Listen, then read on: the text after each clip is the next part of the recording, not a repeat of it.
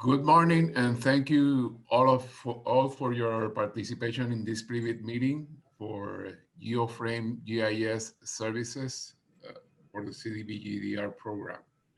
My name is William Rios Maldonado. I am the procurement director for the CDBG-DR program in the Department of Housing. Along with me are Attorney Laura Pagan, Deputy Director of Procurement, staff members Catherine Chagon and Camille Garcia. Also, Attorney Maria del Carmen Figueroa, Assistant Deputy Secretary for Disaster Recovery. Carlos Olmedo, Deputy Director of Planning and Grant Management. Danica Adams, Ivana Harrington, and Sylvette Vargas from our Grant Manager, Horn. You all must be aware that this meeting is being recorded and that most of your questions submitted through the chat or Q&A section will be answered in writing via addendum. The main purpose of this private meeting is to briefly cover some topics of the RFP instructions that hopefully helps in the preparation of a responsive proposal. All procurement process shall be conducted in accordance to the terms established in the procurement manual and contractual requirements to guarantee full and open competition or fair treatment of all persons or entities involved in each procurement process. The procurement manual is available at our website for the CDBG-DR program. And there are also other reference materials that may help you on the preparation of your proposal. This manual is incorporated by reference and made an integral part of this RFP. So now I will like to have Camille to continue covering this private meeting, starting with the scope of services. For the scope of services, the PRDOH seeks to select a qualified firms that will assist the PRDOH in the implementation of the CDBG-DR Geoframe program. Specific activities and tasks under the scope of services are included in the Attachment 1 Scope of Services. The Geoframe program responds to numerous data and hazard mitigation needs of Puerto Rico's citizenry, government, non-government organizations, and business in disaster impact areas, DIA, of hurricanes Irma and Maria. The objective consists of consolidating all existing island geospatial data and stakeholders need within a singular standardized system, a centralized and open database, resilient to crisis scenarios, fiscal hardship, and enabling efficient and obstructed collaboration and data access to municipality, state agencies, and public entities during and after local and world island emergencies. Online mapping portals and map analysis, and cohesive set of spatial data in structure tools to support all aspects of Puerto Rico ongoing recovery and resilience. The PRDOH aims to contact at its discretion in the best interest of the program implementation, one or more firms for a term of 3 years with the option of annual extension of 2 years. The performance period under this contract will be as follows. Stage 1, period of performance of 12 months. Stage 2, period of performance of 20 months. And stage 3, period of performance of 20 months. Thank you, Camille. Let me cover the liquidated damages and insurance requirements topics, all right? Yes. On liquidated damages, this RFP provides as related to established timeframes of performance. The PRDOH and the proposer will agree on the timetable for the deliverable of each task. For this RFP, the PRDOH established as liquidated damages $350 for each calendar day that deliverable required is late until deemed in compliance, subject to a maximum of $5,250. Regarding the, yes? I can take it from here if you want. All right, you can continue. Okay. Thanks. Sorry for the technical problems. The insurance requirements are the following. The proposer shall be aware that in case of resulting selected for the award of this RFP, proposer must have a minimum of required insurance policies and coverages. For details regarding insurance requirements, refer to the attachment 4, insurance requirements of the RFP instructions. Now I will leave you with Maria del Carmen that will describe the preference of 5 points section 3 business concern and MWBE. Good morning to everyone. Preference of 5 points section 3 businesses concern and WBE.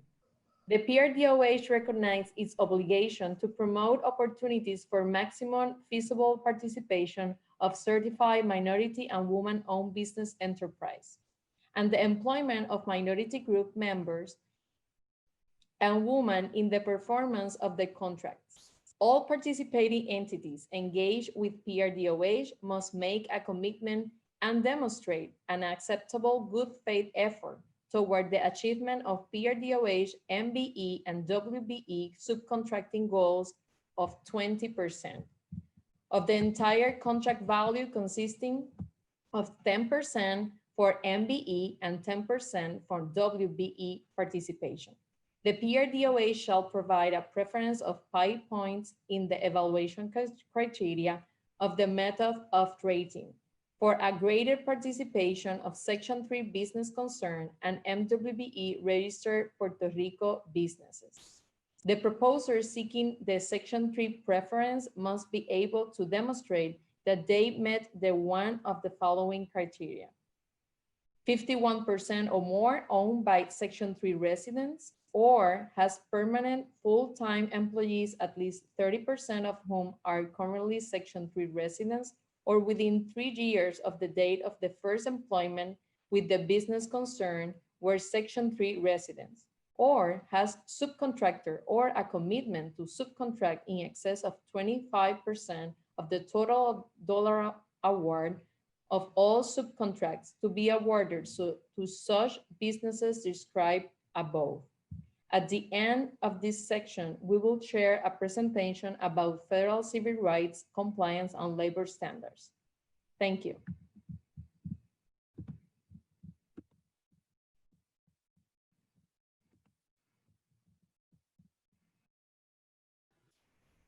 Catherine, are you there?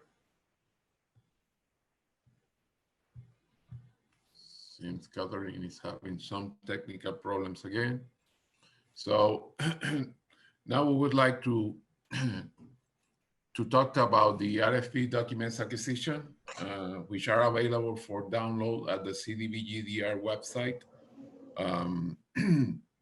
So you can download all documents. You must be aware that also the addendums will be published at our website, so you can be sure about the late information, the last information regarding this RFP. Important dates of this RFP are the following. The public notice was issued on September 30, 2020. The submission of questions and requests for clarification will be open until October the 12th at 4 p.m. Will be open. And responses to questions and requests for clarifications will be will end on October 19th, 2020, and the proposals due date will be received up to October the 30th at 4 p.m. You can submit your proposal from October the 28th at 8 a.m. From that date until October 30, 2020 at 4 p.m., you can submit your proposal. Submission of inquiries and addenda. The proposers shall submit all questions in writing on or before October 12, 4 p.m. To the CDBG-DR electronic mailing address. Responses to all proposers' questions will be answered by addenda and will be posted on the CDBG-DR website. Inquiries shall be submitted by prospective proposers using the document titled Form for Submission of Inquiries included as Attachment 3. All procurement documents pertaining to the procurement process, including addenda issued by the PRDOH, are and will be available for download at www.cdbg-dr.pr.gov in procurement, in the procurement link. All prospective proposers must monitor this website to retrieve the addenda, if any, issue for this procurement process. Responses to the RFP will only be accepted by electronic means. Proposers are advised that the PRDOH will neither require nor accept physical proposal submissions. If proposals are submitted in both electronic and in paper formats, the PRDOH will only consider the electronic format for evaluation. The proposer will receive access to submit the electronic proposals after registration process is completed through the CDBG-DR website. Proposers will be requested to provide and validate an email address. Proposals must be submitted on or before October the 30th, 2020 at 4 p.m.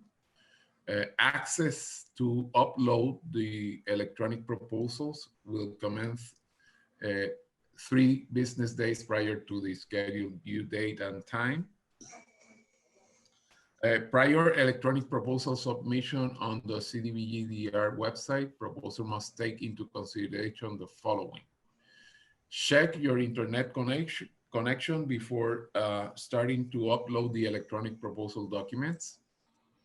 As the due date time draws near, heavy traffic on the web server may cause delays. Plan ahead and leave ample time to prepare and submit your proposal. Proposers bear the risk of website inaccessibility due to heavy usage in the final hours before the RFP closing time. The website will not allow registrations past the scheduled due time. If the proposer starts the registration process close to the scheduled due time and the proposal submission deadline closes, the system will not allow to complete the registration. Therefore, the proposal will not be able to upload the proposal documents. If the proposer starts the proposal upload close to the scheduled due time and the proposal submission deadline closes, the system will not allow to complete the proposal documents upload. Therefore, the proposal will not be considered. The proposer must submit the mandatory requirements, qualifications, and work approach and the cost proposal requirements in the identified sections at the website. The documents must be submitted in PDF format. Searchable PDF format is recommended. Multiple PDFs may be merged into one single document.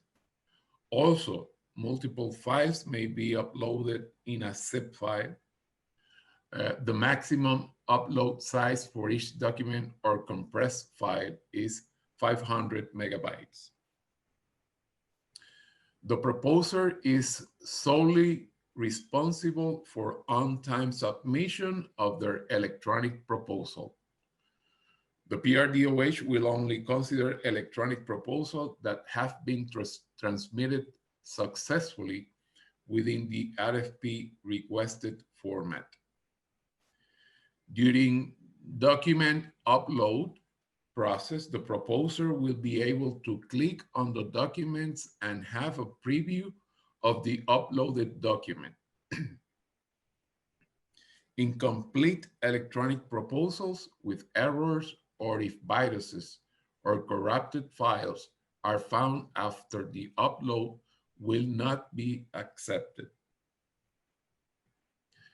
During submission period, proposers experience any technical difficulties may contact the PRDOH at the cdbg-procurement@vivienda.pr.gov.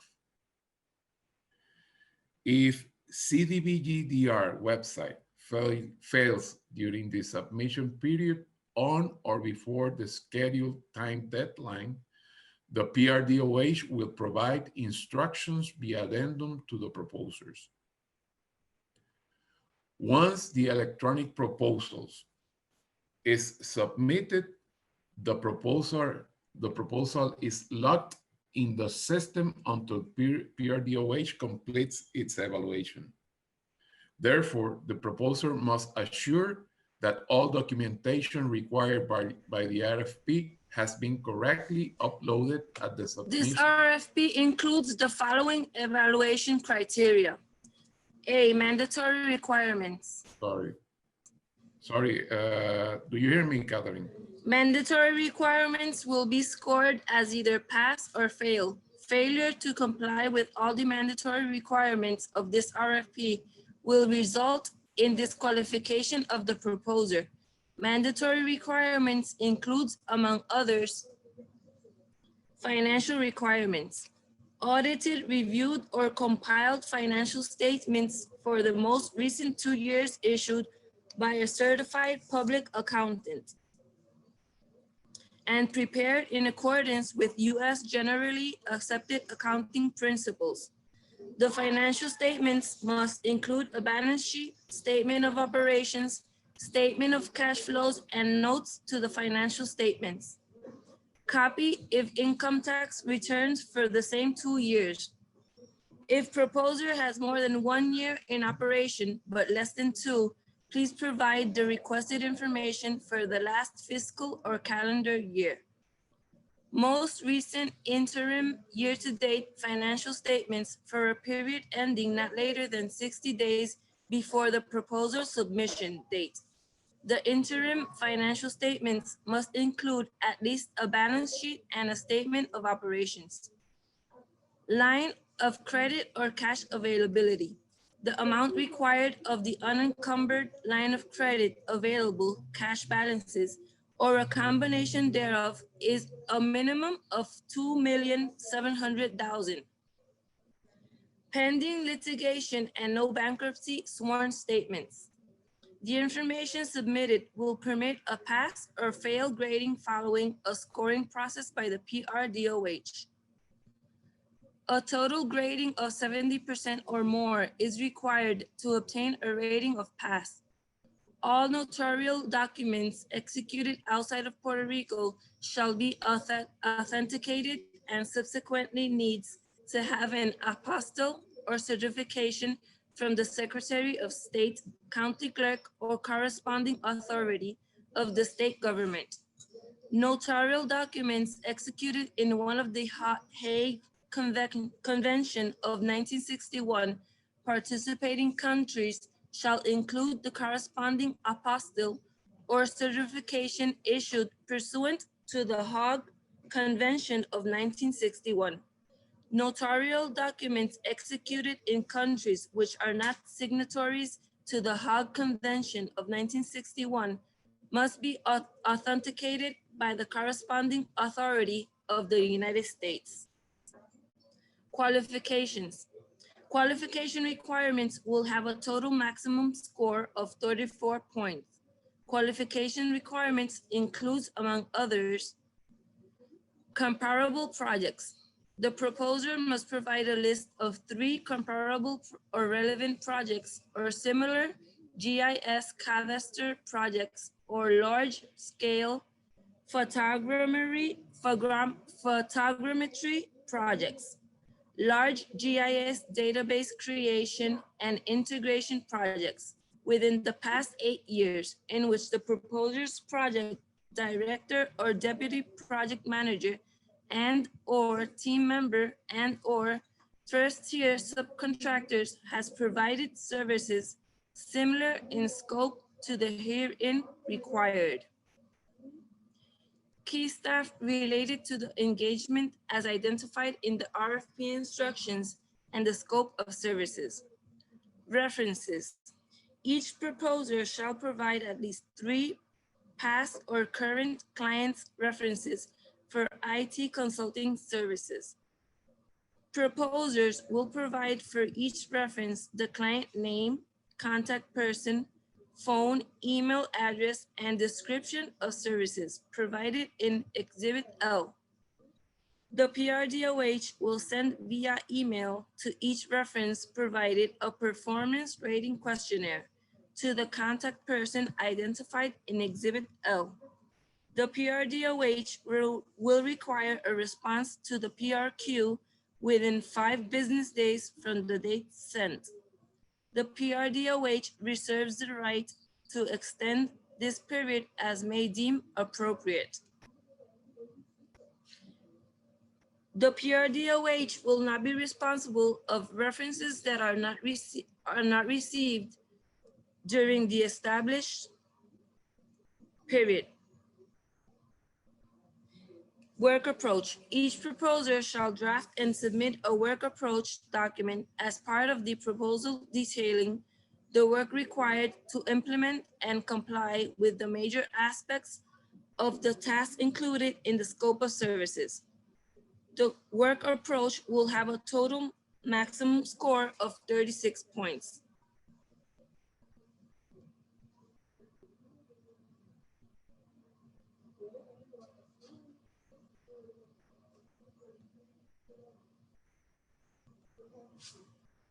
Now we will have a presentation from the programmatic area that will describe in detail the program and all the requirements concerning its work approach.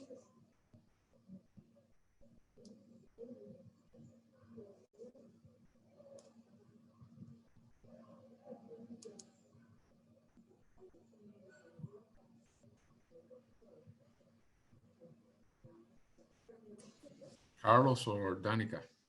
Yes, I'm here. Sorry, I was trying to upload everything. Buenos días a todos. I'm Carlos Ormel. I'm the Deputy Director for the Planning Portfolio. And I just want to add a few comments regarding the program before the presentation. For those of you who read the first version of the action plan for CDBG-DR, you will notice that this program has suffered a few changes since its creation.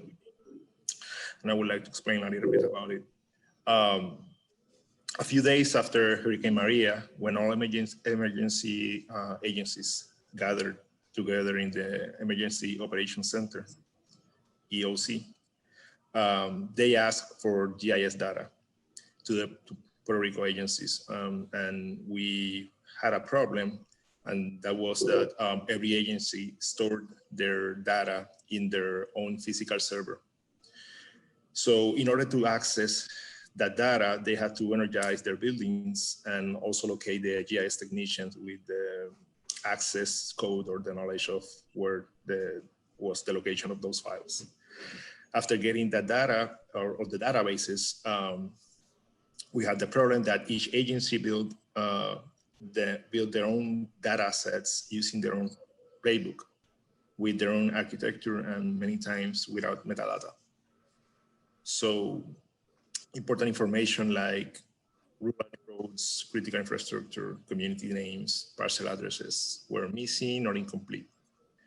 And that's something that cannot happen again. And it's something that we want to solve through this program.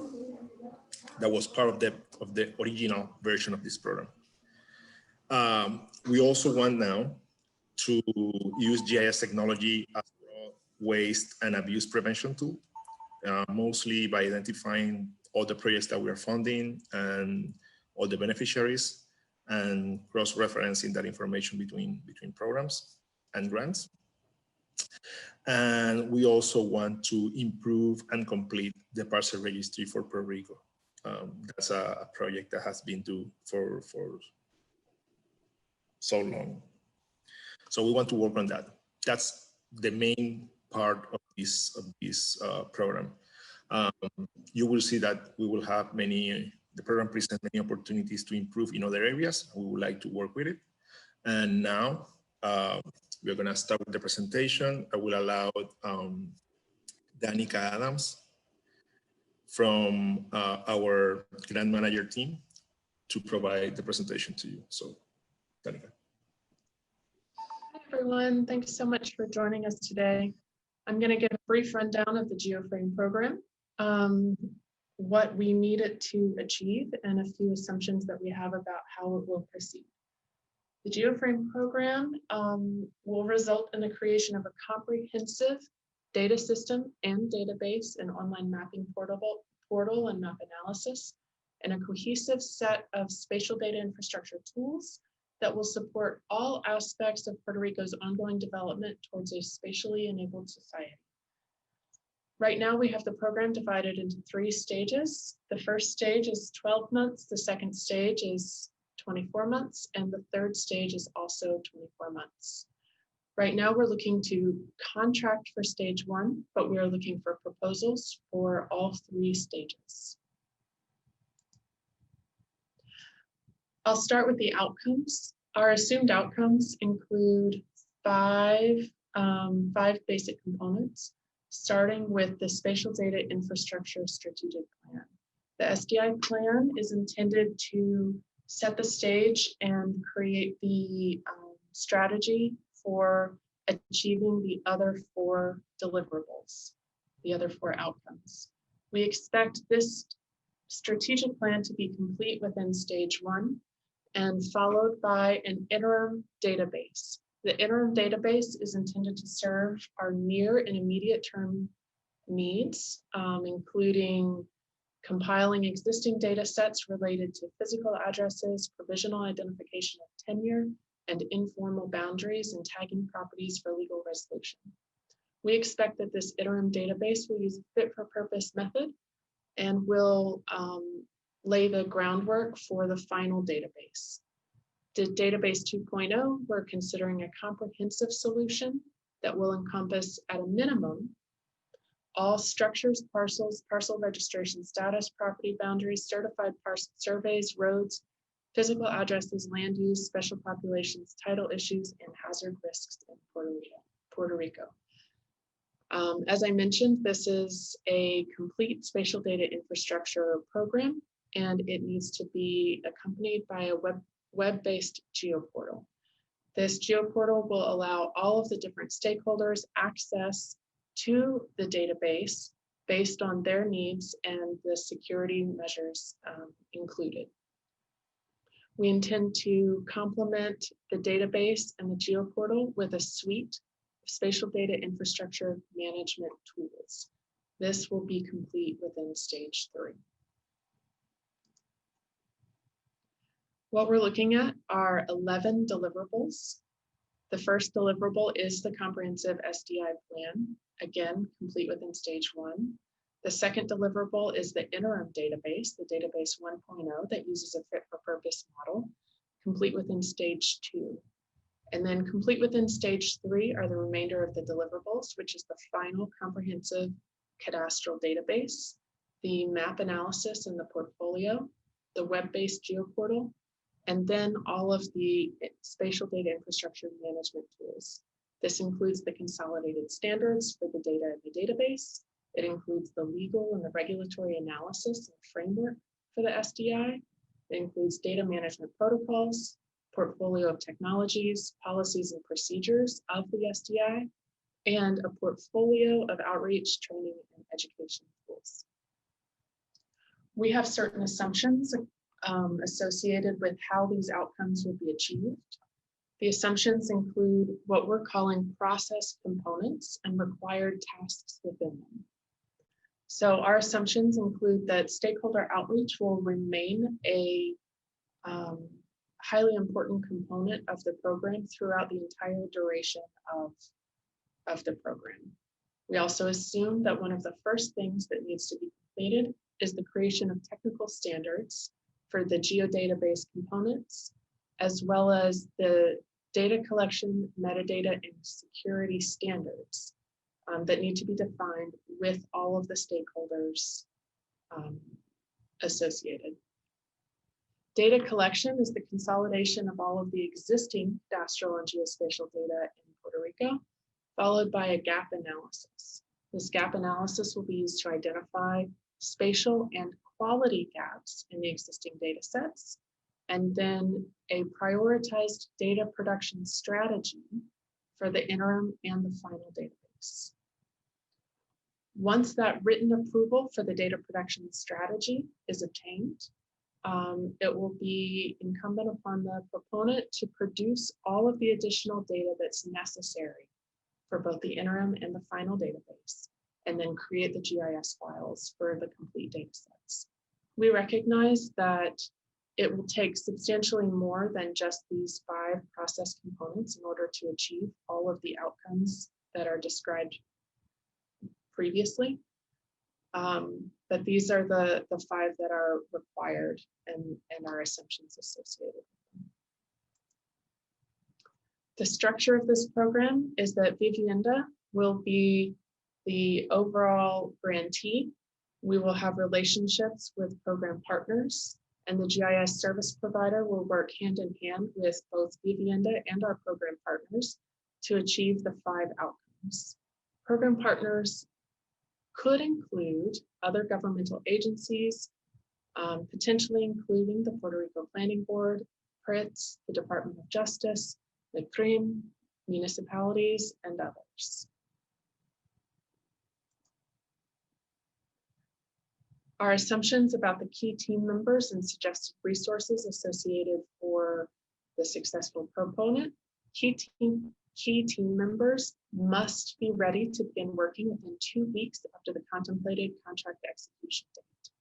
These key team members include the project director, the planning manager, the survey manager, deputy project manager, GIS specialist, GIS technical lead, and the GIS database administrator. These key team members will be considered to be working full-time throughout the entire term of the contract. Additional suggested resources. These are what Vivienda considers to be necessary in order to perform the tasks listed. These suggested resources include the GIS CAD drafter, the geographer and the cartographer, the remote sensing specialist or the coordinator, the system or network administrator, GIS application programmer, enterprise geodatabase administrator, legal consultant, communication manager, database administrator, and assistant surveyor. We have several assumptions and cost estimation notes. Proposers are required to study the Geoframe program, which is previously called the Agency Planning Initiatives Program, contained within the action plan, the CDBG-DR Puerto Rico action plan as published on the website, as well as the published program guidelines. Proposers are required to familiarize themselves with information regarding the necessary tie to the storms of Irma and Maria, eligible activities, the process components and the tasks as I described previously, and the outcomes and deliverables. Of course, Vivienda reserves the right to select more than one qualified proposer that accomplishes all of the requirements for this RFP. The proposer shall consider services requested in all of the sections of the scope of services in attachment 1. Exhibit O, cost form, includes 10 cost forms. There are 3 cost forms each for each of the 3 stages: the key team members, cost per task, and cost for additional activities. There's also a cost form for total proposal cost. The total proposal cost represents the potential total cost for all services requested in stage 1, stage 2, and stage 3. All cost forms must be completed and cost form fields that are left blank will be considered zero cost service. At this time, the proposer will be contracted for stage 1 only. However, Vivienda reserves the right to amend the proposer's contract to add the next stages according to the funding availability. Attached here is the RFP schedule. This is also contained within the RFP. Right now, we are in the pre-bid virtual conference. And then we'll enter the period of submission of questions and requests for clarifications. All of those inquiries and communications should be sent to the following or the displayed email address. And at this point, I'll turn the presentation back over to Kathleen.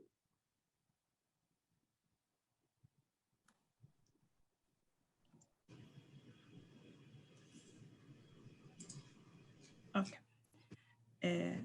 For this RFP, we're going to request oral presentations. Or proposer must provide an oral presentation pertaining to the qualifications and work approach they would use to implement the mission and the vision of the CDBG-DR program as stated in this RFP.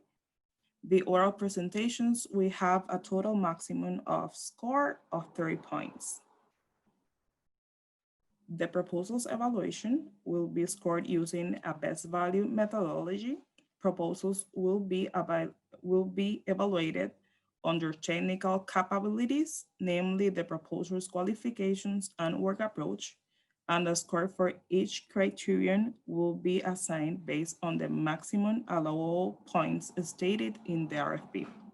To be considered qualified proposers need to obtain a score greater than or equal to 70 points in the evaluation of their qualifications, work approach, and oral presentation. Lastly, the proposers and first-year subcontractor must be registered in the System for Award Management, SAM, at the time of the proposal's submission or initiate the registration process right after the proposal submission. For more information about the System of Award Management, SAM, go to the webpage www.sam.gov/SAM. There is no registration fee to create or renew, update your organization's information on SAM. Awards will be only issued to entities which are cleared and not eligible for award of contract due to suspension, debarment, or HUD imposed limited denial of participation. Now we're gonna I'm gonna pass the presentation to Maria so she can present her civil rights presentation. Thank you. Hello again. Hello, everyone. There we are. Hello, everyone. Thank you for the time to present our introduction to federal civil rights compliance and labor standards per submission training. This presentation is prepared in English. However, should anyone need this presentation in Spanish, you can request using the protocols for the RFP to submit the request. Si alguien necesita esta presentación en español, puede usar el protocolo y el proceso de entrega a través del RFP para pedir la presentación en español. My name is María del Carmen Figueroa, and I'm Assistant Deputy Secretary for Disaster Recovery and also lead for civil rights compliance areas. Today, we will discuss compliance roles and responsibilities, introduction to compliance areas online, policy, training, and reporting, and of course, we will have the frequently asked questions. Your RFP has 3 areas that speak to civil rights compliance. The first speaks to MWBE participation goals. 3 5.9, minority and woman-owned business enterprise, the PRDOH recognizes its obligation to promote opportunities for maximum feasible participation of certified minority and woman-owned business enterprise, and the employment of minority groups, members, and women in the performance of the contracts. All participating entities engaged with PRDOH must make a commitment and demonstrate an acceptable good faith effort toward the achievement of PRDOH MBE WBE subcontracting goals of 20% of the entire contract value, consisting of 10% of the for the MBE and 10% for WBE participation. It also speaks about the submission of Section 3 plan and MWBE utilization plan, and provides you direct links to resources that will help you understand in detail Section 3 and MWBE. This presentation will provide an overview of the information available in those cited resources. Finally, in Section 7, the PRDOH shall provide a preference of 5 points in the evaluation criteria of the method of rating for a greater participation of Section 3 business concern and MWBE registered Puerto Rican businesses. This presentation will cover the basic on how to identify and qualify as a MWBE business. Compliance in civil rights includes the following areas.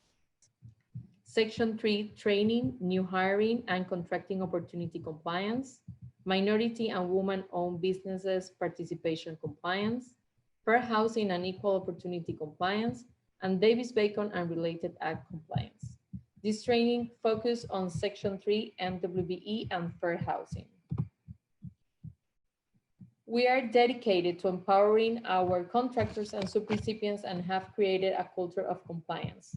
Roles and responsibilities for PRDOH include providing CDBG-DR guidance, tools, and templates, sponsoring training sessions, collecting information in reports and compliance documents from contractors, complete reviews of reports and providing feedback, gather data from contractors from quarterly reporting, and of course, report to HUD for civil rights compliance areas for CDBG-DR.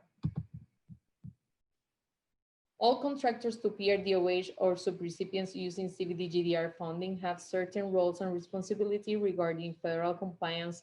Those include assigning staff who will attend to the day-to-day activities for civil rights compliance, attending trainings and workshops, executing activities and documentation needed, completing quarterly reporting, using tools and templates provided by PRDOH, participating in PRDOH-sponsored technical assistance, and complying with reporting.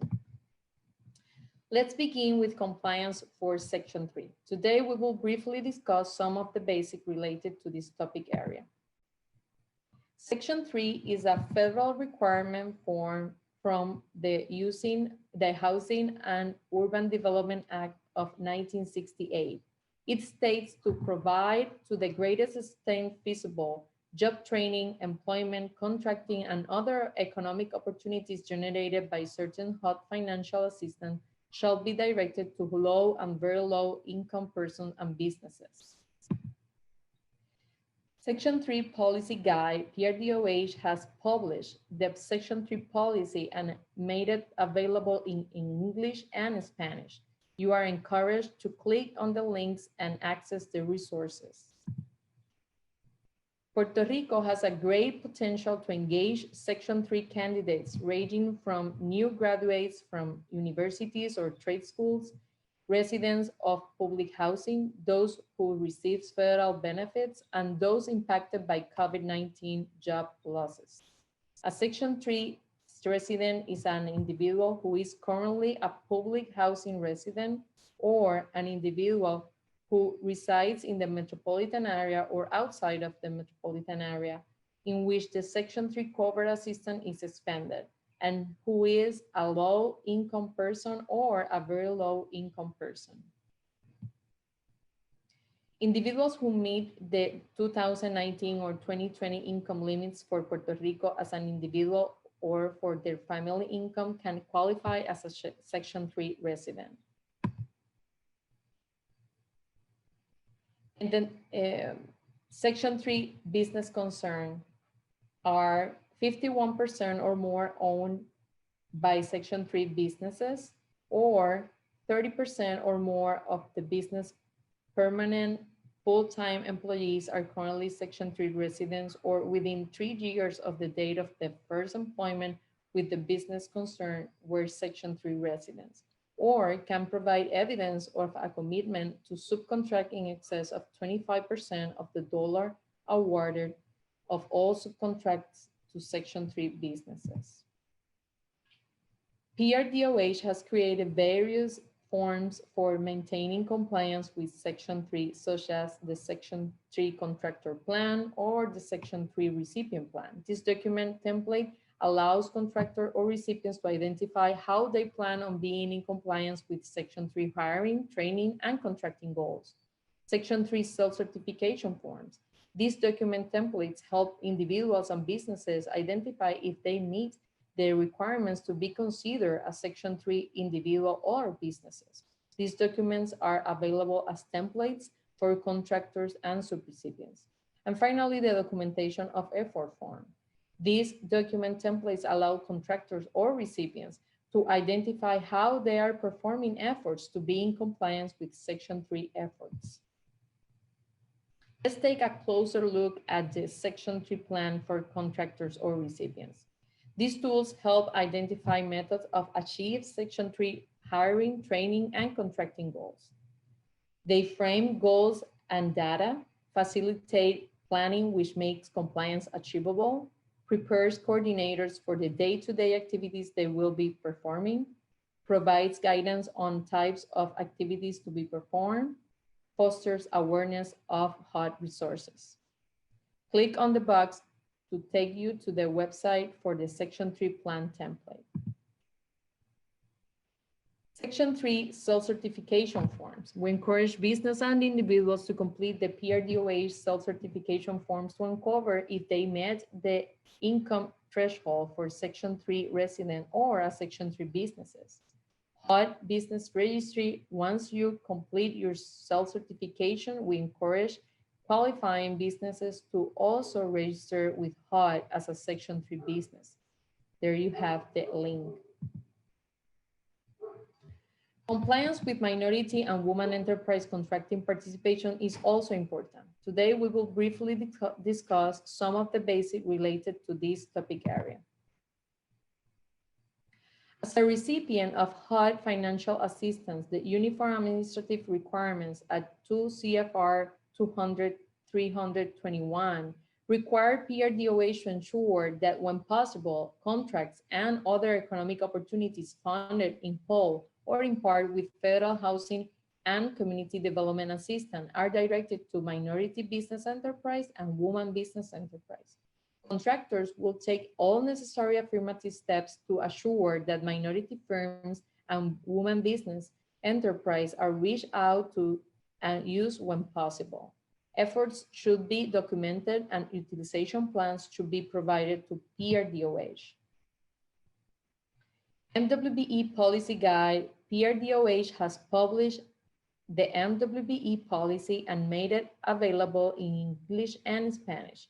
You are encouraged to click the links and access their resources. A minority business enterprise is defined as a business which at least 51 own, operate, and control on a daily basis by one or more American citizens of the following ethnic minority and gender, or military veteran classifications: African American, Asian American, Hispanic American, Native American, Hasidic Jew, persons with disabilities, other individuals who can prove social and economic disadvantage. A woman business enterprise is a business concern that is at least 51 owned and controlled by one or more women, must be USA citizen or legal residents aliens, whose business formation and principal place of business are in the US or its territories, and whose management and daily operation is controlled by women. MWBE requirements apply to all procurement contracts of 10,000 or more. MWBE applies to professional services and construction work. The participation requirement is based on the total amount of each individual prime contract awarded by PRDOH. The MWBE participation requirements is 20%, 10% for MBE and 10% for WBE. These requirements may be met either through the initial contract award if the prime is MWBE, or the requirement may be met through subcontracts specified within the prime bidder's proposal or bid. PRDOH has also created various forms for maintaining compliance with MWBE, such as the MWBE Utilization Plan. This document templates allows contractors or recipients to identify how they plan on being in compliance with MWBE contracting goals. MWBE Waiver Form.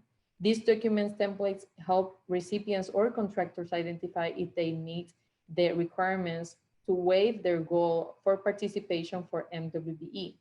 The documentation of efforts form.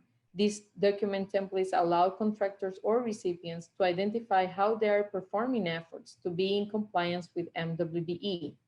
And quarterly reporting template.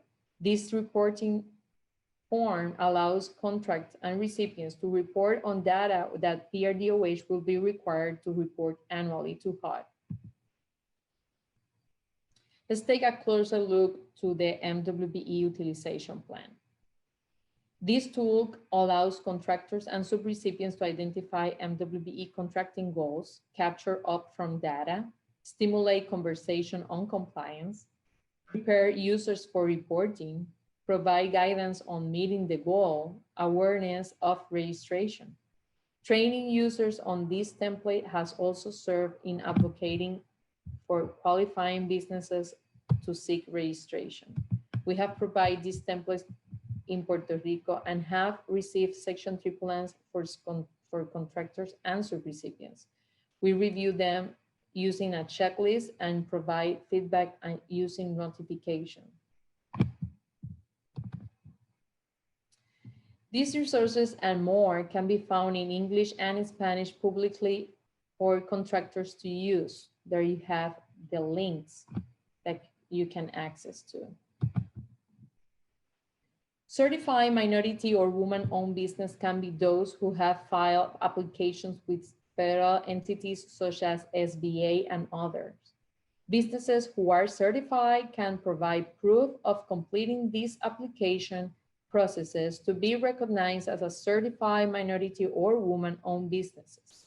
If you are registered as a MWBE businesses, you should provide your valid certificate or other evidence in your response to the RFP.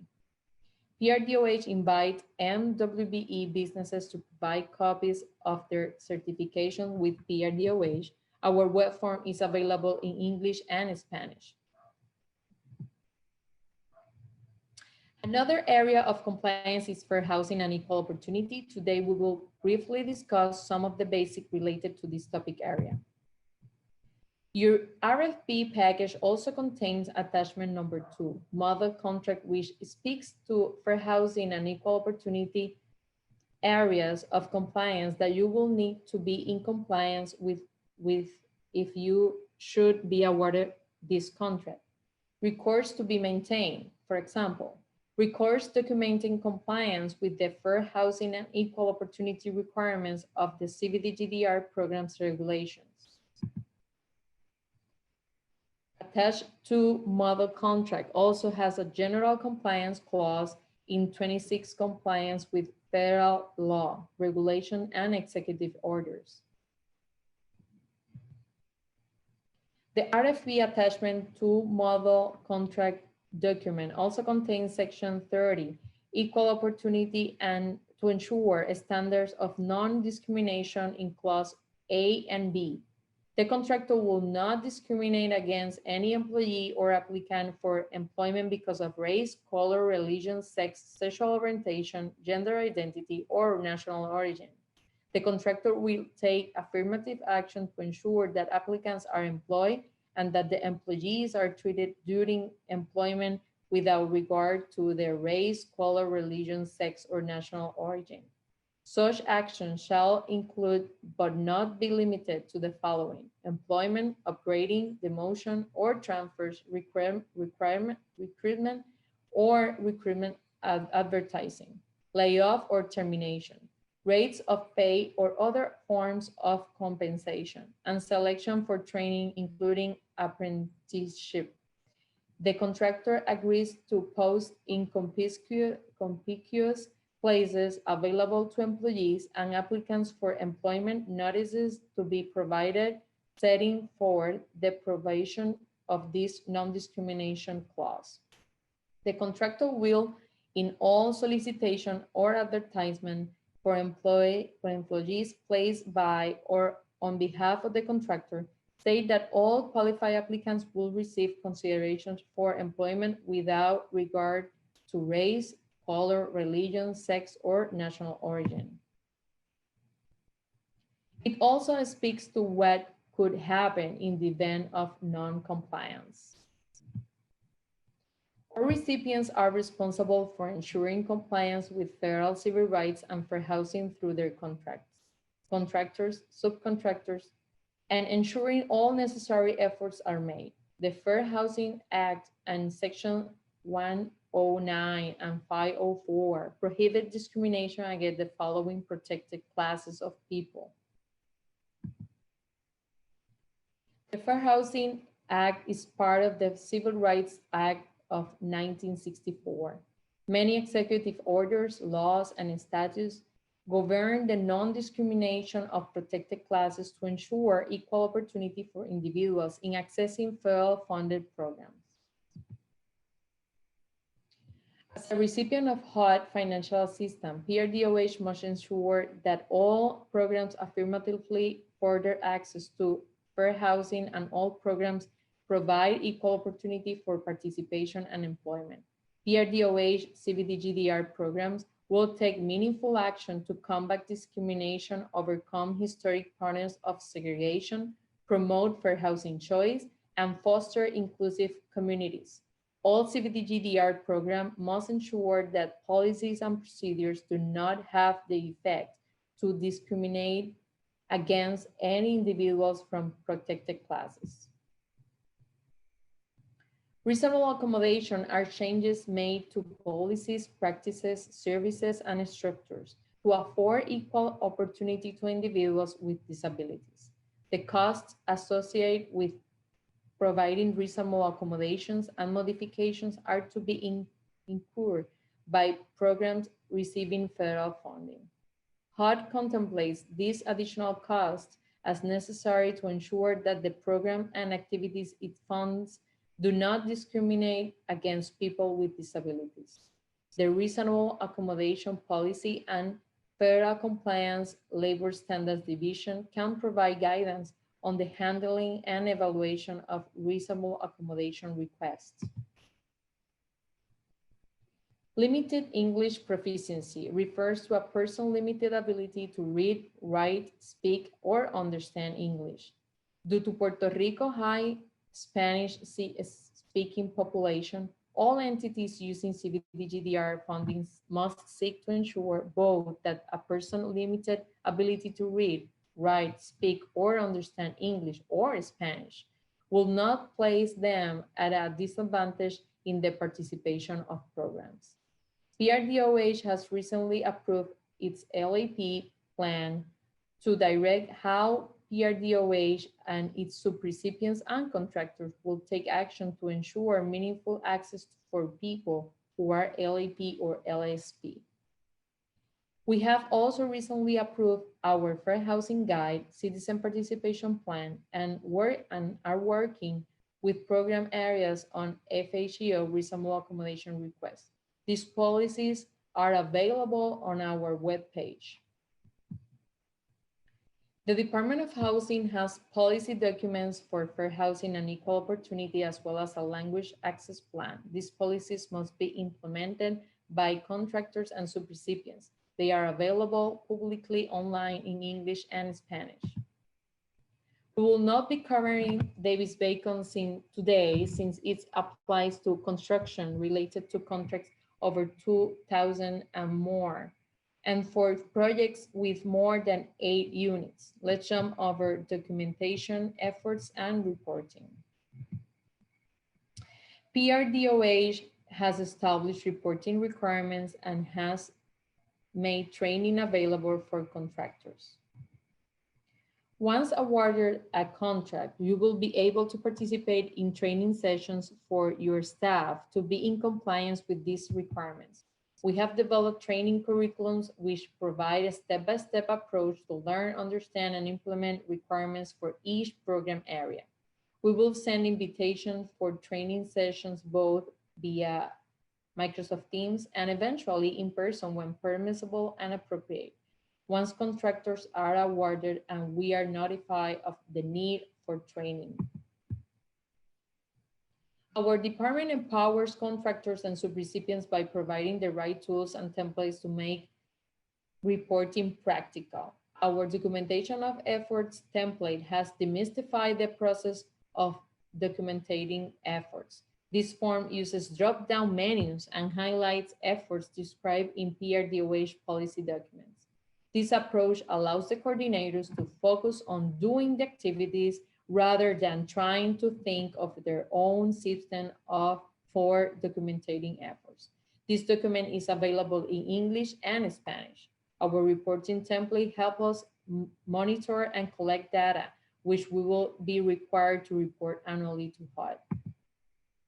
Our quarterly report templates cover Section 3 data, MWBE data, FHEO data, and Davis-Bacon on-farm workers data.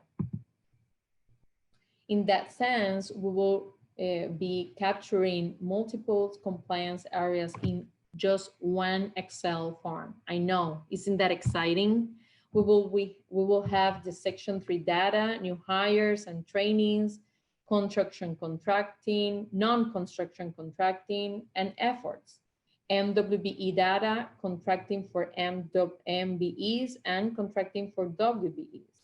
And for the FHEO data, limited English proficiency, compliance with EEOC, workforce, race, and gender information. And when is applied, when if applicable, we will have the Davis-Bacon data as well.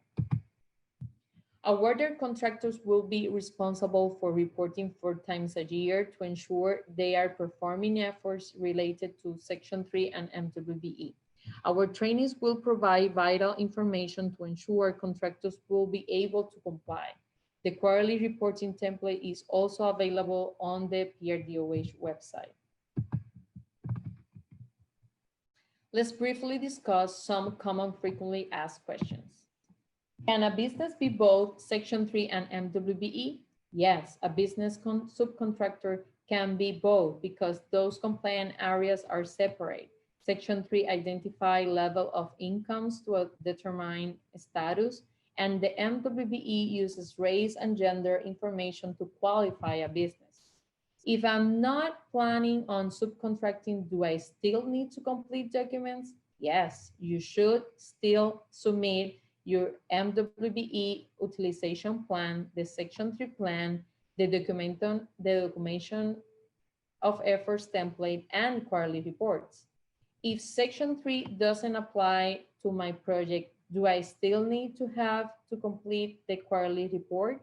Yes, you will have to complete the MWBE report and the FHEO report areas. If I am either an MBE or WBE, do I fulfill the goals, the total goals? You may have safe harbor for one of the goals for MWBE participation of 10% each, but you will still have additional 10% goal to show good faith efforts for any subcontracting or purchasing you perform with CDBG-DR funding. What happens if I don't fulfill the goals before the end of my contract? All awarded contractors should perform and document efforts. PRDOH has developed templates discussed in this presentation that help you complete this exercise.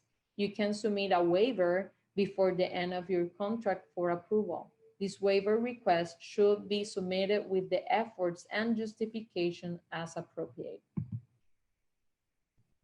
The Puerto Rico Department of Housing ensures equal opportunity and offers reasonable accommodation for those who would like to use our services. I thank you for attending today's training. We hope you found the material helpful. Please remember to direct all your questions through the established protocols for this procurement.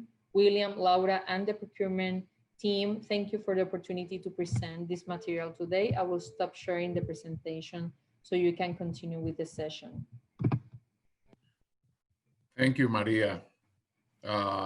We have concluded our meeting and presentations for the Geoframe GIS Services RFP. Again, thank you all for your participation.